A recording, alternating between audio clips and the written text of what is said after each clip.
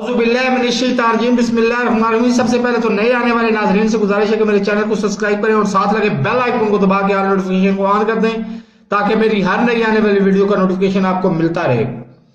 मैं जो अभी पेशीन गोई करने चला हूं ना, ये बिलाशुबा सदी की सबसे बड़ी पेशीन गोई है। आइंदा 5 साल में हारून रशीद साहब फरमाते हैं 3 साल में, मैं कहता हूं 5 साल में अगर नून लीग और पीपल्स पार्टी ये दोनों जमातें खत्म हो जाएंगी, मैं फिर दोहराता हूं, नून लीग और पीपल्स पार्टी दोनों जमातें सफाए हस्ती से मिट जाएंगी। फिर तीसरी दफा फिर दोहराता हूं, नून लीग और पीपल्स पार्टी तीनों जमातें सफाए हस्ती से मिट जाएंगी। और अगर ये जमातें ना मिटी,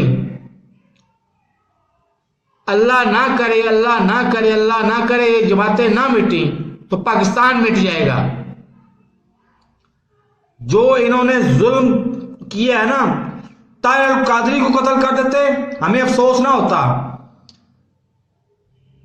गाड़ियों वालों के गाड़ियां तोड़ देते, उनको कत्ल कर देते, हमें अफसोस ना होता। आम बेचारी हामला माओं को, बच्चियों को, यतीमों को इन्होंने 14 अफराद को कत्ल किया। और कातिल कौन है? राना सनाउल्लाह जो आज वजीर दाखिला है। कत्ल करवाने वाला कौन है? शहबाज शरीफ जो आज वजीर आजम है।